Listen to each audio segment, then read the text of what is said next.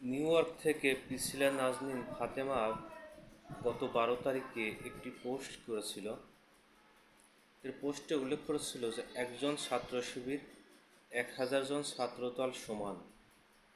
আমি এই বিষয়টি নিয়ে অনেক গবেষণা করলাম। আসলে একজন ছাত্র শিবির 1000 জন ছাত্রদল সমান, ইনি কোনভাবে বলল, এটা আমি রিসার্চ করতে করতে কয়েকজনকে জিজ্ঞেস করলাম এবং শেষ পর্যন্ত দেখলাম যে আসলে একজন ছাত্র শিবির শুধু 1000 জন নয়, 1,00,000 জনকেও বলা যায় যে একজন ছাত্র শিবির 1,00,000 ছাত্র দলের সমান বলা যেতে পারে বা অবশ্যই প্রমাণিত।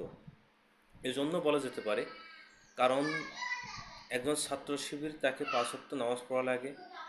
এক কথায় তাদেরকে ঈমান এবং আমল পরিপূর্ণভাবে নিয়ম মেনটেন করে সেটা আমল করা লাগে এবং পালন করা লাগে। কিন্তু একজন ছাত্র দলকে তাকে নামাজ, রোজা, হজ, যাকাত এমন কোনো বাধ্যবাধকতা নাই।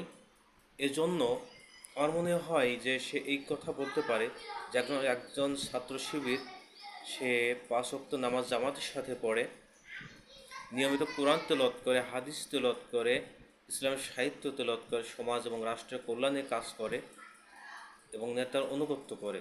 পক্ষান্তরে একজন ছাত্র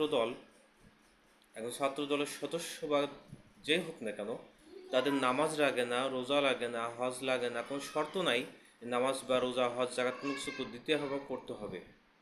এজন্য কুরআনুল কারিমে বা হাদিসে অসংখ্যবার উল্লেখ করা হয়েছে যে একজন ইমানদারের মূল্য তামাম পৃথিবীর চেয়ে সম্মানিত।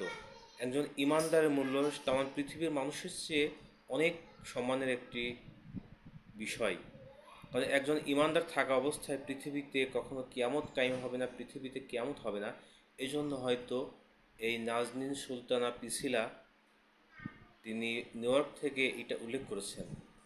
তো একটা বিষয়, ভাববার বিষয়, যে আমি কাউকে কটূক্তি বা করতে চাই না বা কাউকে ছোটো করতে চাই না, কিন্তু তার এই পোস্টটা দেখে আমি ভাবতে লাগলাম আসলে সে কী বা কোন উদ্দেশ্যে বলেছিল।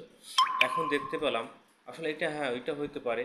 একজন ছাত্র শিবির তার যে আদর্শ, তার যে চরিত্র, তার যে নীতি নৈতিকতা, এর সাথে কখনো একজন ছাত্র দল বা 1000 হোক, 2000 হোক, 1,00,000 হোক, 5,00,000 হোক, 1,00,00,000 হোক, ছাত্র দল বলেন, ছাত্র লীগ বলেন, যাকেই বলেন, আল্লাহ তাআলা বলেছেন ফালা সদ্দাকা অসল্লা, সে ঈমান আনি নাই এজন্য নামাজ পড়ি নাই।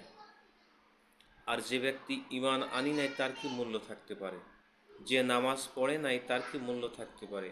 যে ইসলামী পরিপূর্ণ জীবন বিধান বিশ্বাস করি নাই তার কি মূল্য থাকতে পারে?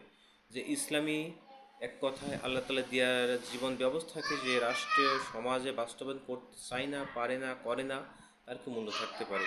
এই জন্য হয়তো সে এই পরিবেশ বা এই পরিপ্রেক্ষিতেই তিনি বলেছিলেন যে একজন শিবির 1000 জন ছাত্রদল অপেক্ষা উত্তম। যদি কেউ মাইন্ড করে থাকেন ক্ষমার দৃষ্টিতে দেখবেন এবং প্রমাণস্বরূপ নিজেরাই বিচার করবেন, বিশ্লেষণ করবেন। আজকের মতো শেষ করছি। আসসালামু আলাইকুম ওয়া রাহমাতুল্লাহি ওয়া বারাকাতুহু।